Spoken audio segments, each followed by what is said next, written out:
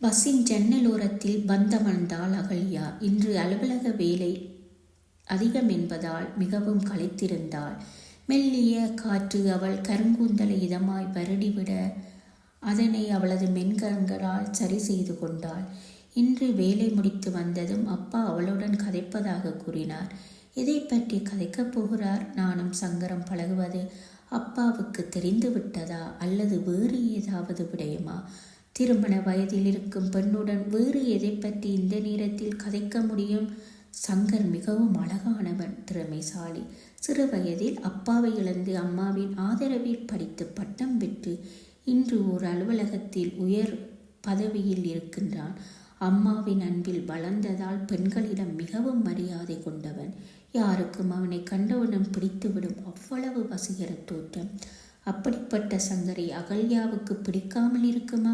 இருவரும் ஒரே பஸ்ஸில் பயணிக்கும் பயணிகள். எதிர்பாராமல் இருவரும் சந்தித்து அறிமுகமாகிக் கொண்ட பின்னர் அவர்கள் தொடர் சந்திப்பு காதலாக மலர்ந்தது. சங்கரை பொறுத்தவரை அவனது தாயார் அவனது திருமண விடயத்தில் எந்த எதிர்ப்பும் காட்ட மாட்டார். அவனுக்கு நம்பிக்கை இருந்தது. ஆனால் அகல்யாவின் அப்பாவோ அப்படி கூறிவிட முடியாது. ஏனென்றால் அவரது தந்தையார் மிகவும் பிடிவாதக்காரர். அதனால் அவரிடம் இலகுவில் அனுமதி வாங்க முடியாது என்பது அகல்யாவுக்கு நன்கு தெரிந்து இருந்தும் அவளது மனம் அதற்கு இடம் கொடுக்கவில்லை. அவள் மனதை அவளால் கட்டுப்படுத்த முடியவில்லை. அகல்யாவும் சங்கரும் தங்கள் அன்பை இருவரும் பரிமாறிக் கொண்டார்களே தவிர கண்டபடி இடங்களுக்கு சுற்றி திரிந்ததோ சினிமா பீச் என்று அலைந்ததோ கிடையாது. ஆனாலும் அவர்கள் இருவருக்கும் இடையிலுள்ள அன்பு மிகவும் புனிதமான, அசைக்க முடியாத ஒன்றாக இருந்தது. பழைய நினைவுகளில் மூழ்கியிருந்த அகல்யாவிற்கு தான் இறங்க வேண்டிய இடம் வந்தது கூட தெரியவில்லை.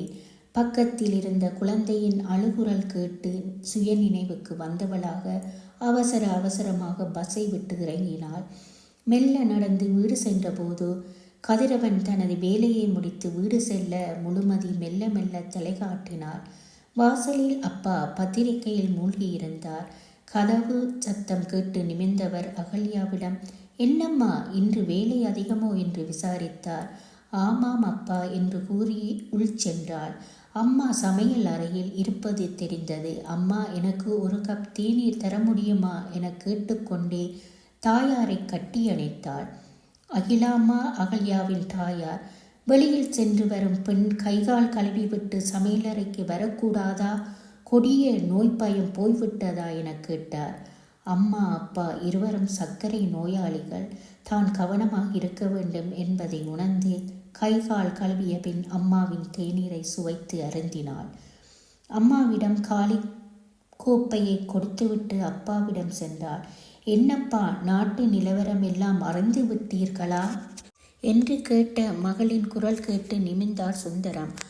ஆம் அம்மா, எல்லாம் வளமையான செய்திகள்தான், ஒன்றும் புதியது இல்லை என்று கூறிய அப்பாவிடம், அப்பா, என்னிடம் நீங்கள் ஏதோ கதைக்க வேண்டும் என்று கூறினீர்களே, என்ன அப்பா என்று கேட்டாள் அகல்யா. அம்மா, உனது அத்தை அவள் மகன் மூர்த்தியை உனக்கு திருமணம் செய்ய விரும்புகின்றாள். எனக்கும் அம்மாவிற்கும் இது பிடித்து உள்ளது. உனது அபிப்பிராயம் என்னம்மா என்று கேட்டார். அப்பா, எனக்கு அத்தை மீது நிறைய மரியாதை உண்டு. அதற்காக அவர் மகனை திருமணம் செய்ய சொல்வது சரியில்லை. எனக்கு அவ்வாறான எண்ணம் எப்போதுமே இருந்ததில்லை. தயவு செய்து இந்த விடயத்தை இத்துடன் விட்டுவிடுங்கள் என்று கூறினாள்.